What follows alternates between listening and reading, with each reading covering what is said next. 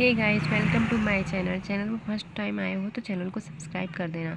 आज हम लोग नागार्जुन जी की कविता सिंदूर तिलकित भाल का पोएम पढ़ेंगे। चलिए स्टार्ट करते हैं। कविता। घोर निर्जन में परिस्थिति ने दिया है डाल, याद आता है तुम्हारा सिंदूर तिलकित भाल। कौन है वह व्यक्ति जिसको चाहिए न समाज, कौन है वह एक जिसको नहीं पड़ता दूसरों से काज। चाहिए किसको नहीं सहयोग, चाहिए किसको नहीं सहवास। फिर आगे देखते हैं। कौन चाहेगा कि उसका शून्य में टकराए यह उच्छ्वास। हो गया हूँ मैं नहीं पाषाण, जिसको डाल दे कोई कहीं भी। करेगा वह कभी कुछ ना विरोध, करेगा वह कुछ नहीं अनुरोध। वेदना ही नहीं उसके पास, उठेगा फिर कहाँ से निश्वास। मैं ना साधारण सचेतन जंतु, यहाँ हाँ ना किंतु और परंतु। चलिए गाइस, हम लोग कहाँ पे थे? हाँ, स्टार्ट करते हैं। यहाँ हर्ष विषाद चिंता क्रोध, यहाँ है सुख दुख का अवबोध। यहाँ है प्रत्यक्ष और अनुमान, यहाँ स्मृति विस्मृति सभी के स्थान।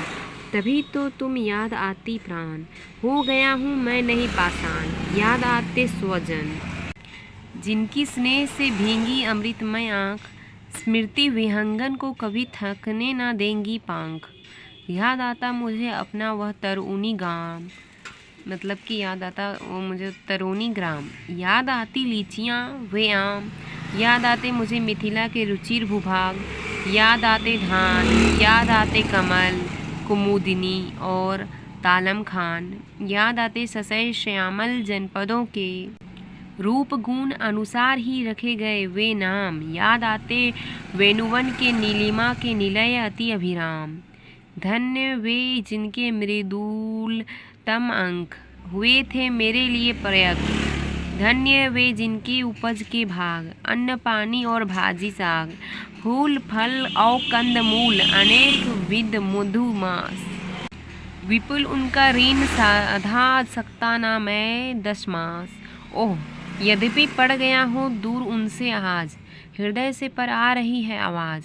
धन्य वे जन वही धन्य समाज, यहाँ भी तो हूँ ना मैं असहाय। यहाँ भी है व्यक्ति और समुदाय, किंतु जीवन भर रहूँ फिर भी प्रवासी ही कहेंगे हाय।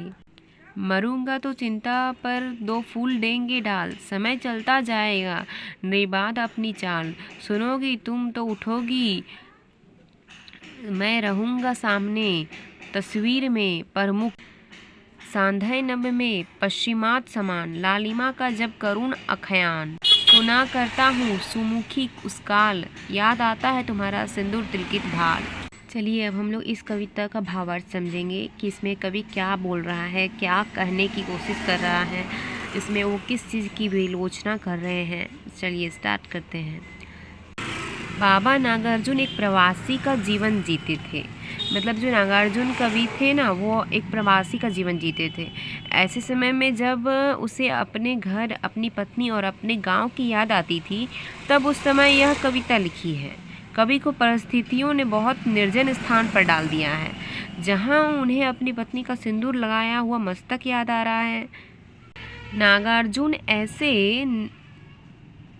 नागार्जुन ऐसे निर्जन स्थान पर कहते हैं कि संसार में ऐसा कोई व्यक्ति नहीं जो अकेला रहना चाहता हो।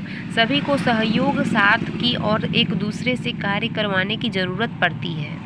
भाव यह है कि एक दूसरे का सहयोग पाना आवश्यक है, क्योंकि मनुष्य एक सामाजिक प्राणी है। कभी अकेला रह रहा है। कोई भी व्यक्ति नहीं चाहता है कि उसका जीवन अकेला गुजरे। वह अपने सुख दुख को बांटना चाहता है। वह नहीं चाहता है कि उसके दुख की श्वास अकेले में शून्य से टकराए। इसलिए कवि कहता है, कौन चाहेगा कि उसका शून्य में टकराए यह उच्छ्वास। कवि कहना चाहता है कि मैं पत्थर नहीं बना हूँ, मैं भी सबके साथ रहना चाहता हूँ। कवि कहता है कि मैं साधारण ना होकर विशिष्ट प्राणी हूँ, चेतना के साथ जीव हूँ, परंतु मैं जहाँ हूँ वहाँ हो ना हो किंतु परंतु का कुछ भी नहीं चलता। इनका कोई स्थान नहीं। जैसे दूसरे लोगों को सुख दुख चिंता क्रोध खुशी का अनुभव होता है, उसे भी अनुभव होते हैं। कवि कहते हैं कि यह सब भाव वह प्रत्यक्ष रूप से देखना चाहता है। और अनुभव ही करता है। कवि को इन सारी बातें याद आती हैं। वह अपनी पत्नी को संबोधित करके कहता है कि हे प्राण, इसलिए मुझे याद आती है कि मैं पत्थर नहीं बन गया हूँ, अर्थात मेरे हृदय में भी सभी भाव हैं। कवि को अपने लोगों की याद आ रही है। कवि को अपने तरोनी गांव का याद आ रहा है। वहाँ के लीची, आम, मिठास की याद आती है उसे। उन्हें मिथिला के स्थान याद आने लगे। वह अपने समाज को धन्य कहता है। कवि गांव के लोगों को ऋणी खुद को मानता है।